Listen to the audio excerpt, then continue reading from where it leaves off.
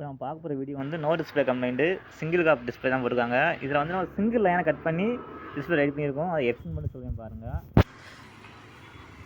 Single line cut பண்ணியிருக்கோமா, இப்போ cut பண்ணிக்கு வந்து CK-C1 கட் பண்ணியிருக்கோம். இதை நம்ம கரெக்டாக பசர் மூளை போட்டு செக் பண்ணணும். அதை எப்படி பண்ண சொல்லுவேன் பாருங்கள். CK லைன் சொல்லுவாங்க, அதெல்லாம் பெரிய இது வந்தேடி. நான் சிம்பிளாக சொல்லுவேன் பாருங்கள்.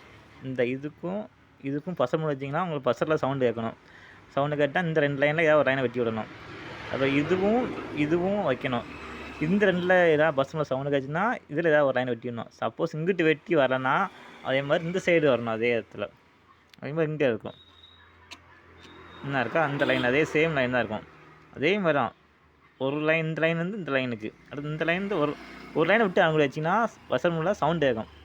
எந்த இதில் சவுண்டு கேட்கோ அதை ஒரு லைனை கரெக்டாக வெட்டி விட்டிங்கன்னா கண்டிப்பாக ரெடி ஆயிரும்.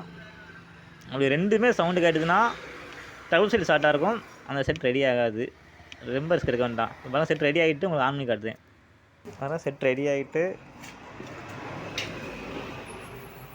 ஏறணும் வருதா, எந்த ஒரு இதுவுமே இல்லை, லைன்ஸ் எதுவுமே இல்லை. நம்ம கரெக்டாக பார்த்து வச்சோம்னா செட்டு க்ளீனாக ரெடி ஆகிடும். லைஃபுமே இருக்கும். இது மாதிரி நெக்ஸ்ட் வீட்டில் பார்ப்போம்.